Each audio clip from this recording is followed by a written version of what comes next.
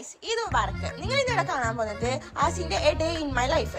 രാവിലെ തന്നെ ഫുഡ് കഴിച്ചിട്ട് ഷോപ്പിലേക്ക് ഒരു ഒറ്റ ഓട്ടം. കാരണം ലാസ്റ്റ് മിനിറ്റ് ഷോപ്പിംഗ് ഉണ്ടാവില്ല. പിന്നെ ഇങ്ങനത്തെ സംരംഭങ്ങളിലാണ് ഇളയ ബുദ്ധിന്റെ ആവശ്യം നല്ലോണം വരിക. പിന്നെ പെരുന്നാളാണെങ്കിൽ ചിക്കൻ ഫ്രൈന്റെ പാത്രത്തിൽ നെയ്ച്ചോറിട്ട് തിന്നത് മസ്റ്റ് ആണ്. പിന്നെ ഇത് പെരുന്നാളായിക്കൊണ്ട് നമ്മൾ എല്ലായിടത്തും വിസിറ്റ് ആക്കി. ഇതാണ് എന്റെ ടീച്ചി. പിന്നെ എന്നെ കാണാൻ വേണ്ടി രണ്ട് ഉപ്പാപ്പ എല്ലാം പറഞ്ഞിട്ട് ഉപ്പാപ്പ യങ്ങല്ലേ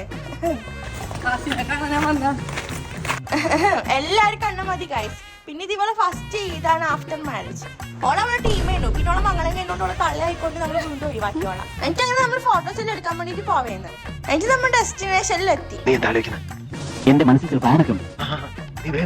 എന്റെ നമ്മൾ ഫോട്ടോസ് എല്ലാം എടുത്ത് എന്നിങ്ങനെ കുറച്ച് ക്യൂട്ട്നെസ് കണ്ടോ.